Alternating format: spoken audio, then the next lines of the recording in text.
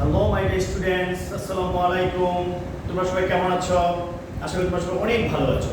আমি Mohammad Aminul Islam, ST teacher English, কাজী community government institution.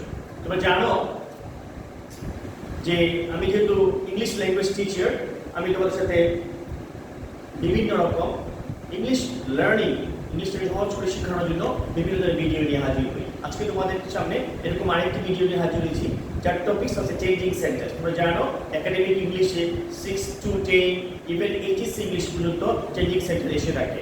Even বিভিন্ন চাকরি পরীক্ষা এগুলো খুব বেশি ইম্পর্টেন্ট।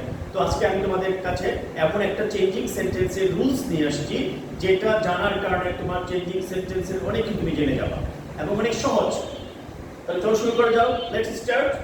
আমরা অ্যাফার্মেটিভ থেকে নেগেটিভে আজকে যে রুলসটা শিখবো সেটা কি ধরনের রুলস তুমি দেখো।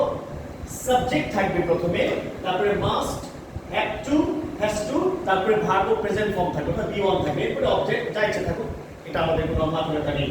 আমাদের স্ট্রাকচারটা কেমন থাকবে দেখতে, সেন্টেন্সটা সাবজেক্ট থাকবে, মাস্ট থাকবে, হ্যাভ টু থাকবে, হ্যাজ টু থাকবে, ভার্ব ওয়ান থাকবে এন্ড দেন অবজেক্ট ফর্ম থাকবে। এরকম একটা সেন্টেন্সকে আমরা কিভাবে নেগেটিভ করব? তাহলে চলো শুরু করা যাক। তাহলে কিভাবে আমরা নেগেটিভ করব? দেখো, আমরা সাবজেক্ট যেটা থাকবে সেটি গুগল চলে আসবে সাবজেক্ট। এরপরে আমরা যে কাজটা করব, must, have to, has to, যেটা ইচ্ছা থাকুক, এটা আমাদের কোনো সমস্যা নেই। যেটা থাকবে সেটা উঠাই দিয়ে আমরা ক্যান নট বার দিই। তাহলে আমরা কি বলবো?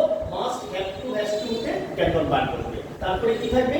ভার্ব ওয়ান থেকে বাকি সব, অর্থাৎ ভার্ব ওয়ান থেকে যা আছে তুমি দেখে দেখে সব দিবা, ভার্ব ওয়ান থেকে বাকি সব বসবে। তাহলে দেখো একটা एग्जांपल ফলো করো তোমরা।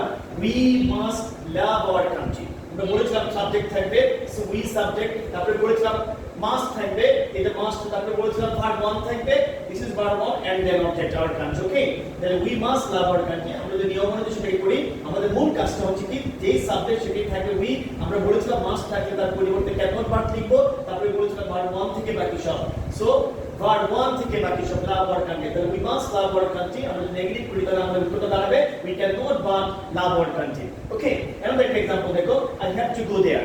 আই হ্যাভ টু গো, আমরা বলেছিলাম মাস্ট থাকতে পারে, হ্যাভ টু থাকতে পারে, হ্যাজ টু থাকতে পারে। তো আমরা পরের एग्जांपल হচ্ছে হ্যাভ টু দিয়ে আই হ্যাভ টু গো দেয়ার। এটাকে যদি আমি নেগেটিভ করি তাহলে আমি কি লিখবো? সাবজেক্ট যা আছে তাই নিয়ম অনুযায়ী হ্যাভ টু জায়গায় আমরা বলেছি হ্যাভ টু থাকলে আমরা ক্যান নট বাট লিখবো। তাহলে কি দাঁড়ালো উত্তরটা? I can not but. তারপরে বলেছি ভার্ব ওয়ান থেকে বাকি সব, সো ভার্ব ওয়ান থেকে বাকি সব হচ্ছে কি গো দেয়ার। তাহলে উত্তরটা কি দাঁড়ালো? I have to go there. এটা উত্তরটা দাঁড়ালো I can not but go there. Okay, and example দেখো, আমরা বলেছিলাম সাবজেক্ট পরে হ্যাজ টু থাকতে পারে, তাহলে আমি পরে একটা एग्जांपल দিয়েছি হ্যাজ টু দিয়ে। দেখো, হি has to sing a song. আমরা এটাকে যদি চেঞ্জ করি, নেগেটিভ করি, তাহলে আমরা উত্তরটা কি লিখবো? আমরা বলেছি নিয়ম অনুযায়ী প্রথমে সাবজেক্ট লিখবো, এটা হি, সাবজেক্ট হিসেবে হি চলে আসলো। হ্যাজ টু যখন আসবে আমরা বলেছিলাম এই হ্যাজ টু উঠে ক্যান নট বাট লিখবো, তাহলে আমরা ক্যান নট বাট। তারপরে বলেছিলাম ভার্ব ওয়ান থেকে বাকি সব, তাহলে ভার্ব ওয়ান হচ্ছে সিং, সিং এ সং। উত্তরটা কি দাঁড়ালো? He has to sing a song এ নেগেটিভ করতে গেলে he can not but sing a song. Okay, আমি আশা করি তোমাদের এই রুলসের एग्जांपल হাজার হাজার আসতে পারে, তোমার কোনো আর প্রবলেম হবে না সলভ করার জন্য। নিয়ম হচ্ছে কি, subject must, have to, has to, এরপরে ভার্ব ওয়ান থাকবে।